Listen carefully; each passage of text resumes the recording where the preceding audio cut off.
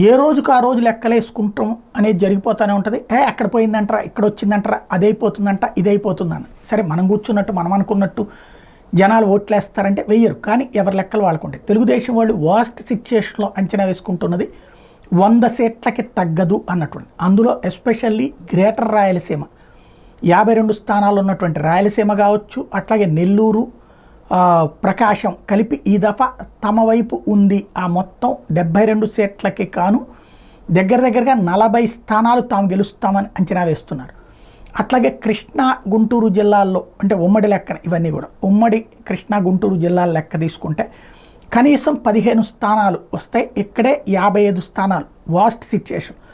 అట్లాగే గోదావరి జిల్లాల్లో దాదాపుగా 25 సీట్లు సాధిస్తామని లెక్కేసుకుంటున్నారు. అక్కడికే దగ్గరగా 65 వచ్చేసినాయి. 48 ఇదో 15, 55, అదొక 75 వచ్చేసినాయి. ఆ తర్వాత ఉత్తరాంధ్ర ప్రాంతంలో ఒక 20 సీట్లు రావా, టోటల్గా చూసుకుంటే 90 అక్కడికే వచ్చేసినాయి.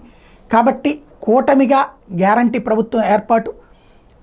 ఇక ఆ పైన ప్రభుత్వ వ్యతిరేకత తీవ్రంగా పెరిగింది కాబట్టి టోటల్గా ఇంకొక 15-20 స్థానాలు ఖాయం అన్నటువంటి లెక్కేసుకుంటున్నారు. వాస్ట్ సిచ్యుయేషన్లో 100కి తగ్గదు, హయ్యెస్ట్ 130 అనేది లెక్కేసుకుంటున్నారు.